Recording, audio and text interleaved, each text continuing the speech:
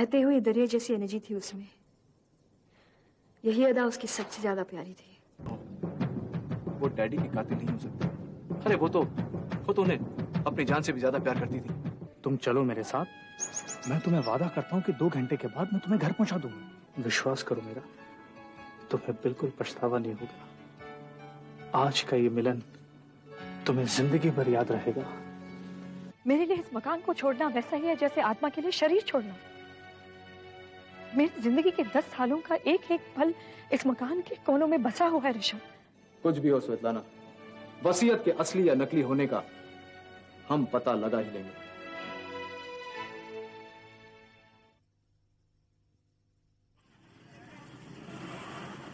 क्या बात है भाई, ये सजना सवरना किसके लिए हो रहा है? नए कपड़े, नए जूते, नए हेयर स्टाइल। ऋषभ के साथ डेट पर जा रही हो क्या? हाँ, डेट पर जा रही हूँ, लेकिन जैसा तुम सोच रहे हो ना, ऐसा कुछ नहीं है। मैं देसाई के केस में दिल्ली जा रही हूँ। उससे पहले ऑफिस आवर्स के बाद मैं ऋषभ से मिल रही हूँ। कुछ पॉइंट्स डिस्कस करने हैं। अच्छा, वही वसीयत के लिए। किस्मत ने भी क्या साथ दिया है, वसीयत तो मिल गई। लेकिन ऋषभ की माँ भी कमाल है, वसीयत भी कोई भूल जाने वाली चीज थी जो वो भूल गई। सच पूछो तो शतरंज के खेल की तरह लग रहा है सब। एक तरफ स्वेतलाना और दूसरी तरफ ऋषभ और रंजना देवी। मुझे ये समझ में नहीं आता कि जब ऋषभ की डायरी जिंदा थे तो कैसे बैलेंस करते थे ये सब।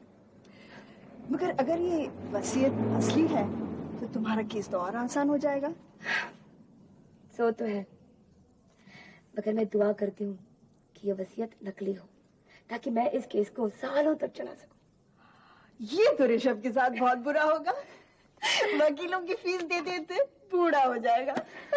अरे कानून के बाजार में सब कुछ चलता है, और वैसे भी अदालत ने कौन सा जल्दी फैसला सुनाने वाली है। अगर हमारा केस जल्दी तैयार हो भी गया तब भी कई साल लग जाएंगे। कभी हम अपील करेंगे, कभी वो। सच पूछो तो इस केस के पीछे जितना ज्यादा वक्त लगे उतना ही मेरे लिए अच्छा है। इस केस के बिना तो ऋषभ मुझे 2 मिनट का वक्त भी नहीं देगा। और ठीक भी है, क्यों देगा? मेधा, आईना देखने के बाद भी तुम ये कह रहे हो? क्या नहीं है तुम्हारे पास? खूबसूरत हो, जवान हो, कोई भी तुम्हें पाकर खुश हो जाएगा। तुम मेरी बहन हो ना, इसलिए ऐसा सोचती हो। ऋषभ की नजरों से देखूं तो क्या है मुझ में? सॉलिसिटर्स की एक बड़ी फर्म में काम करने वाली एक मामूली सी वकील जो शेष कर बैठी है। आसानी से ठुकराया जाए ऐसी सूरत नहीं है तुम्हारी। सीरत से ऋषभ का सब कुछ जीत सकती हो तुम। मुझे यकीन है लेन से मारोगी तुम बबली को। बबली से मुकाबला नहीं है मेरा। तो फिर किससे है? स्वेतलाना। अच्छी है, खूबसूरत है। क्या उम्र है इसकी? 19? 1 आध महीना कम ही होगी, ज्यादा नहीं। वैसे ऋषभ भी तो ज्यादा बड़ा नहीं है, बड़े अच्छे खानदान की लड़की है। बहुत ज्यादा धनवान परिवार तो नहीं है, लेकिन पुश्तैनी नाम बहुत है।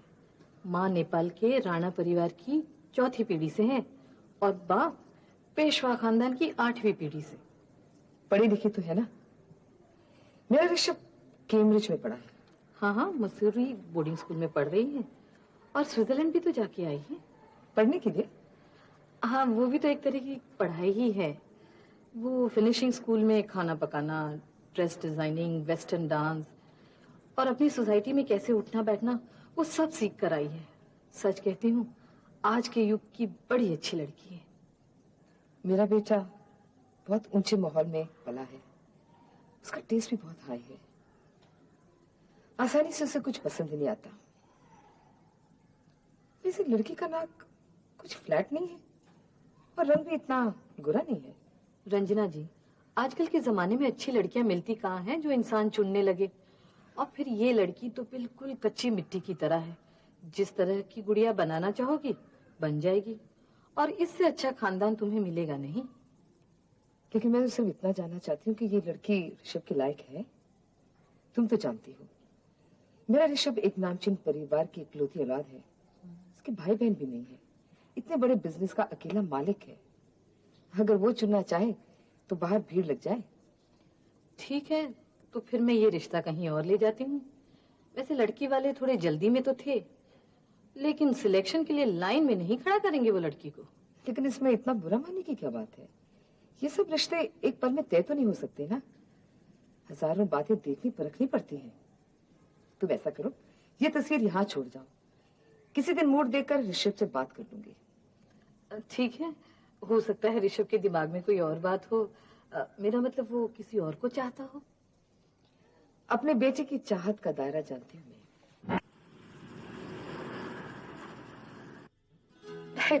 कुछ अलग सी नजर नहीं आ रही आज? भाई अब तुम कह रही हो तो जरूर कुछ अलग होगा। खैर ये सब छोड़ो, ये बताओ तुमने मुझे इतने अर्जेंटली क्यों बुलाया यहाँ पर? बात क्या है? ये भी बताना पड़ेगा। भाई देखो, जब कोई लॉयर अपने क्लाइंट को फोन करके बोलती है कि मुझे तुमसे अर्जेंटली मिलना है, तो उसका ये सोचना जायज है कि बात कोई इम्पोर्टेंट ही होगी। गलत। ये सच है कि मैं वकील हूँ और तुम मेरे क्लाइंट हो, लेकिन जिस मेधा ने तुम्हें फोन किया है वो वकील नहीं है, एक औरत है और उसे तुमसे बात करनी है। तो ये बात है, सब कुछ थोड़ी थोड़ी बात समझ में आ रही है। अब मैं इत्मीनान से मेरा जूस पी सकूंगा भाई। मुझे तो शक है, हाँ मुझे तो शक है कि तुम कोई भी काम इत्मीनान से कर सकते हो। मेरा मतलब बिजनेस या काम के अलावा भी तुम कोई जिंदगी जीते हो। लो कर लो बात, तुमने अपने सवाल का जवाब खुद ही दे दिया, अब मैं क्या कहूँ? मैं ये जानना चाहती थी कि इस सख्त चेहरे, कर्कश आवाज और मैटर ऑफ फैक्ट वाले रवैये के पीछे जो इंसान है वो वही है जो नजर आ रहा है, क्या कोई और है? मेधा, तुम्हारे सुंदर चेहरे में जो दिमाग है ना, वो भटक रहा है। तुम अपनी सोच में खुद उलझ रही हो। भाई मैं तो एक सीधा साधा बिजनेसमैन हूँ, थोड़ा रिजर्व किस्म का हूँ। लोगों के साथ खुलने में थोड़ा वक्त लगता है मुझे, बस और कुछ नहीं। अच्छा ये बताओ, तुम्हारे दोस्त कितने हैं? दोस्त? एक भी नहीं। मैं इस रिश्ते में विश्वास ही नहीं रखता। भाई आज के जमाने में कोई किसी का दोस्त नहीं होता, सब मतलबी होते हैं। और हाँ, ये जो दोस्ती का रिश्ता है ना, ये फिल्मों में अच्छा लगता है, जिंदगी में नहीं। ऋषभ, तुम उस सीप की तरह हो जो ऊपर से जितनी सख्त है उतनी उसके अंदर नाजुक जिंदगी होती है। कभी कभी दिल करता है तुम्हें भी सीप की तरह तोड़ के देख लिया जाए कि अंदर क्या है। मेधा, इतनी मेहनत मत करो। भाई मेरे अंदर ऐसा कुछ नहीं है जो मेरे जैसे औरों में नहीं होता। इसलिए जो कुछ है उस पर विश्वास करो, और जो नहीं है उसे ढूंढने की कोशिश मत करो, समझी? ऋषभ, तुम्हारी उम्र और हैसियत के हिसाब से तुम कुछ ज्यादा ही सीरियस, इंटेंस और अकेले इंसान। देखो मेधा, अब ये मत कहना कि लॉ की डिग्री के साथ साथ तुमने साइकोलॉजी की भी डिग्री हासिल की है। बात मजाक में उड़ जाए ऐसा मेरा इरादा नहीं था। मैं तो यही कोशिश कर रही थी कि काम के अलावा भी हम दोनों को एक दूसरे को अच्छी तरह जान लेना चाहिए, ताकि ये रिश्ता आगे चलकर हमारे काम में मदद करे। अगर स्वेतलाना को बर्बाद करना है तो... हे होल्ड ऑन, एक मिनट। तुमसे ऐसा किसने कहा कि मैं स्वेतलाना को बर्बाद करना चाहता हूँ? ऋषभ, तुम्ही ने तो कहा था कि स्वेतलाना नहीं, शायद मेरे समझाने में कोई गलती हो गई हो। तो अब समझ लो, मैं स्वेतलाना को बर्बाद नहीं करना चाहता, सिर्फ अपना जायज हक वापस लेना चाहता हूँ, और कुछ नहीं। इसका मतलब यह है कि तुम्हारे अंदर उसके लिए कहीं थोड़ी सी हमदर्दी भी है। गलत, मेरे अंदर उसके लिए कोई हमदर्दी नहीं है। बबली के लिए भी नहीं? बबली? भाई इस बात में बबली कहां से बीच में आ गई? देखो, अव्वल तो मुझे तुम्हारे इस सवाल का जवाब देने की कोई जरूरत नहीं। खैर, जब तुमने पूछ ही लिया है तो मैं जवाब दे देता हूँ। नहीं, बबली के लिए भी नहीं। अरे बबली को तो मैं बचपन से जानता हूँ, she is a friend of mine, और मैं उसे पसंद भी करता हूँ। उसके साथ रहने में मजा आता है मुझे। वो मुझे हंसाती है, वो गुस्सा भी दिलाती है, बहुत गुस्सा करता हूँ उससे, लेकिन इसके अलावा और कुछ नहीं। समझ गई? मैंने शायद ऐसा कुछ कह दिया जो तुम्हें पसंद नहीं है, लेकिन मैं तो यही समझती थी कि तुम स्वेतलाना से बहुत नफरत करते हो और उसे बर्बाद करना ही तुम्हारी जिंदगी का मकसद है। इसलिए मैंने उस पर जासूसी करना भी शुरू कर दिया है। अच्छा अच्छा, मेरा एक बात बताओ, तुम्हें इस केस से इतनी दिलचस्पी क्यों है? अब मेरा मतलब है तुम्हारे तो बहुत सारे क्लाइंट्स होंगे, बहुत सारे केस होंगे, तो क्या सब केसेस में तुम इतनी दिलचस्पी लेती हो? ये बात तो सही है कि मेरे पास बहुत केसेस हैं और बहुत क्लाइंट्स भी हैं, लेकिन ये केस कुछ खास है और मैं इसमें 100% इन्वॉल्व हूँ और इसे जीतना चाहती हूँ। मिल गया तुम्हारे सवाल का जवाब? हाँ, जवाब तो मिल गया, लेकिन मेरा पूरी तरह समझ में नहीं आया। ज्यादा कुछ समझने लायक है ही नहीं। देखो, तुम बहुत ही बिजी इंसान हो, 50 तरह के कामों में बटे हुए, और मैं एक वकील हूँ, हायर्ड बाय योर फर्म। ठीक है, तो तुम्हारी जीत की उम्मीद में ये पी लिया जाए। चलो, व्हाई नॉट?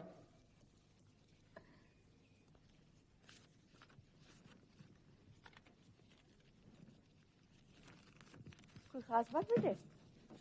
नहीं माँ, मोस्टली बिल्स ही हैं, लेकिन चूंकि आजकल थोड़ा पैसा आना शुरू हो गया, मैंने कुछ बिल्स भी चुका दिए। कोई इनविटेशन नहीं डाक में?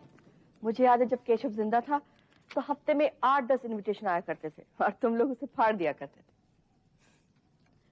वो सब कुछ तब होता था माँ, जब केशव जिंदा था।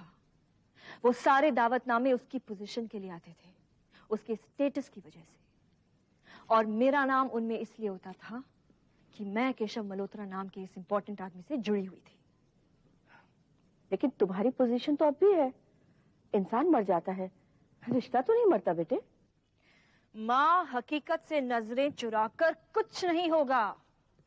मेरी जिंदगी की बदनुमा हकीकत यह है कि मैं एक मरहूम पैसे वाले की रखेल हूं, बस, और कुछ नहीं। क्या है मेरी पोजीशन समाज में आज? हाँ, क्या है? कुछ नहीं। अगर मुझे कुछ बनना है तो मुझे मेहनत करके अपने पांव पर खड़ा होना पड़ेगा। स्वेतलाना बनर्जी को कोई नहीं जानता माँ, लेकिन अगर मैं स्वेतलाना मल्होत्रा हो सकती तो मुझे सब जानते।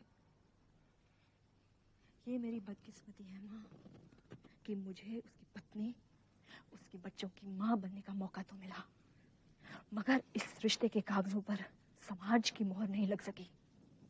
स्वेतलाना, तुम्हारी पोजीशन अब भी है। तुम जैसी खूबसूरत और टैलेंटेड औरत को कौन नहीं इनवाइट करना चाहता? और फिर तुम्हारे दोस्त कहने वाले कितने लोग हैं इस समाज में? कौन दोस्त? किसके दोस्त? केशव की अर्थी उठते ही सब खत्म हो गया माँ। ये दिखावे की दुनिया है, यहाँ कोई किसी का नहीं है। इस समाज में से दोस्ती का एक भी हाथ हमारी तरफ नहीं बढ़ेगा, और इस हकीकत को सदा के लिए पल्ले बांध लो माँ। बाकी रहे दोस्ती का नाटक करने वाले लोग, उन सब से तो सूरज अच्छा है। कम से कम मुझे ये मालूम है कि मैं किसके साथ डील कर रही हूं।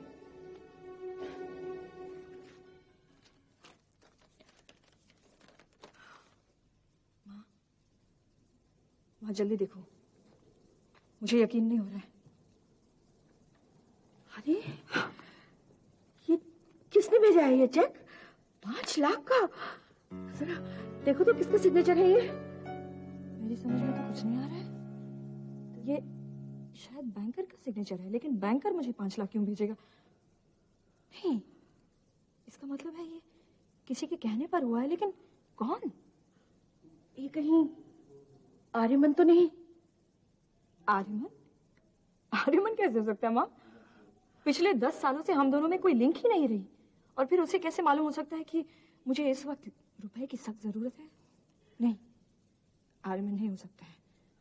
कोई ऐसा इंसान होगा जो हमारे हालात से बखूबी वाकिफ है। हाँ, वो कोई भी हो, लेकिन भगवान उसकी उम्र लंबी करे, जो उसने हम दोनों औरतों को और बच्चों को नई जिंदगी दी।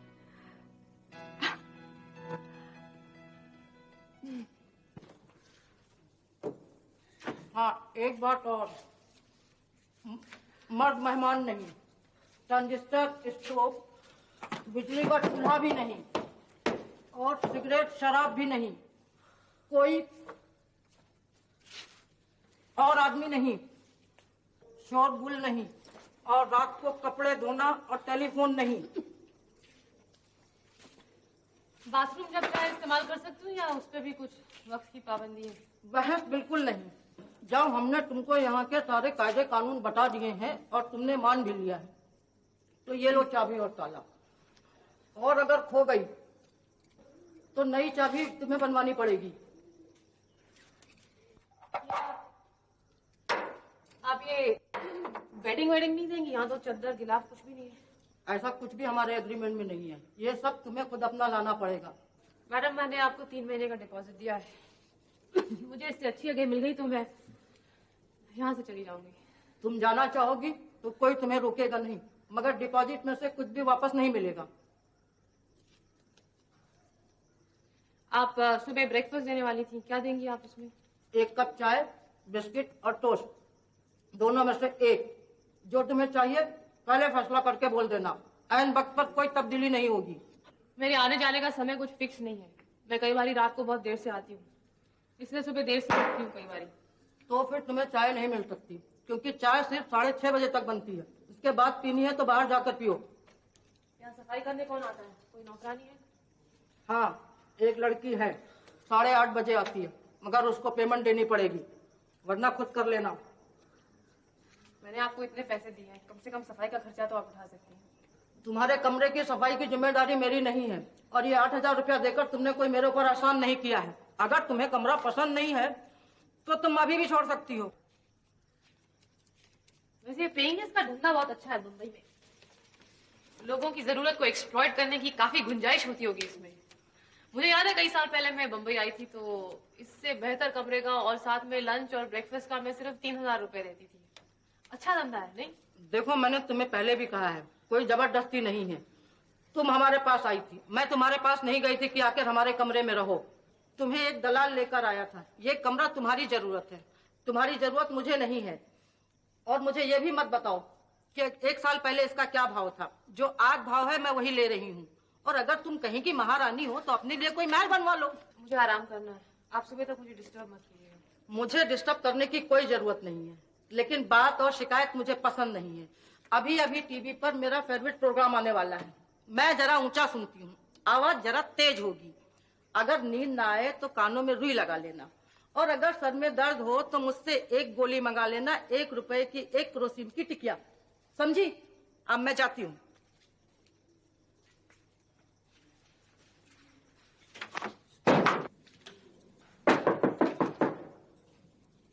आओ ऋषभ, बहुत स्मार्ट लग रहे हो। और वे सूट बहुत अच्छा लग रहा है। सच पूछो तो बिल्कुल अपने डैडी के जैसे लग रहे हो। मगर क्या बात है, चेहरा कुछ उतरा हुआ है। अरे भाई, मैं कल ही निशी से कह रहा था कि ऋषभ को अब शादी कर लेनी चाहिए। उसकी देखभाल करने के लिए एक बहुत ही अच्छी लड़की की जरूरत है। नहीं अंकल, मैं जैसा भी हूं बिल्कुल ठीक हूं, और मैं अपनी देखभाल खुद बहुत अच्छी तरह से कर लेता हूं, और इसी वजह से इस वक्त मैं आपके सामने खड़ा हूं। क्या बात है ऋषभ, कोई सलाह मशवरा चाहिए क्या? भाई डोंट हेजिटेट, तुम्हारे डैडी के बाद एक मैं ही तो हूं जो तुम्हें गाइड कर सकता है। मुझे सिर्फ एक ही बात पूछनी है अंकल। पूछो। आपने बोर्ड की जो इमरजेंसी मीटिंग बुलवाई थी, उसकी खबर मुझे क्यों नहीं दी गई? देखो ऋषभ, एक तो इन मीटिंग्स का तुम्हें कोई तजुर्बा नहीं है, दूसरे तुम्हारे हाथ में बहुत सारे काम हैं। मैं तुम पर एक्स्ट्रा बर्डन नहीं डालना चाहता था। वैसे भी इन मीटिंग्स के मिनट्स हमारे पास आने ही वाले थे। ये समाचार भी था कि तुम शहर से बाहर जाने वाले हो। कमाल है चाचा जी, मेरे बारे में जो खबर मुझे ही नहीं मालूम वो आपको कैसे मालूम हो जाती? चाचा जी, प्लान तो दूर की बात है, मैं तो शहर से बाहर जाने के बारे में सोच तक नहीं रहा था। और अगर आपको इमरजेंसी मीटिंग बुलवानी थी तो अपने सेक्रेटरी से कहलवा दिया होता, वो मुझे इन्फॉर्म कर सकता था। चाचा जी, ऐसे हालात में अगर मैं ये समझूं कि आपने जानबूझकर मुझे इस मीटिंग से दूर रखना चाहा, तो क्या यह गलत होगा? ऋषभ, तुम वक्त और हालात की नजाकत को नहीं समझ रहे। बिजनेस बहुत ज्यादा टेंस है। वैसे भी इन मीटिंग्स में बोलना एक शतरंज की चाल जैसा हो गया है। सफेद झूठ और बेईमानी जैसी चालें चलनी पड़ती हैं। हमारे बिजनेस को कोई नुकसान ना पहुंचे और इस शातिर माहौल से तुम्हें दूर रख सकूं, यही मेरी इच्छा थी। चाचा जी, आपकी इन भावनाओं की कदर करता हूं मैं। मगर पता नहीं क्यों आपकी ये सारी बातें झूठ लगती हैं मुझे। ऋषभ, तुम अभी जवान हो, तुम्हें अभी जोश है।